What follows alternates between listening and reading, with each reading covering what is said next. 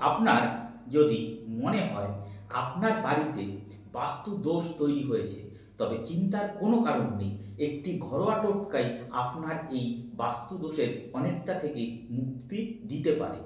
আপনি একটি মাটির কলস বা কলসি, তাকে গঙ্গা জল পূর্ণ করুন এবং তার মধ্যে কিছুটা সাদা সর্ষে দিয়ে দিন এবং তার মধ্যে এক টুকরো কাঁচা হলুদ দিন, দিয়ে একটি ঢাকনা দিয়ে ঢেকে দিন। ঢাকনার ওপরে খানিকটা আতপ চাল দিন এবং তাকে আরেকটি ঢাকনা দিয়ে ঢেকে আপনার বাড়ির ঈশান কোণে মাটির তলায় পুঁতে দিন। যদি না পারেন তাহলে ঈশান কোণে রেখে দিন। যদি তাও না হয়, ঈশান কোণে অবস্থিত ঠাকুর ঘরে আপনি এই জিনিসটি রেখে দিন। মাথায় রাখবেন, মাটির ওপরে কলসিটি রাখলে তার জল যাতে কোনো মতেই শুকিয়ে না যায়। খেয়াল রাখবেন, আপনার বাস্তুদোষ প্রায় অধিকাংশটাই আপনাকে মুক্তি ঘটাবে। আপনি সুস্থিরভাবে বাড়িতে বসবাস করতে পারবেন।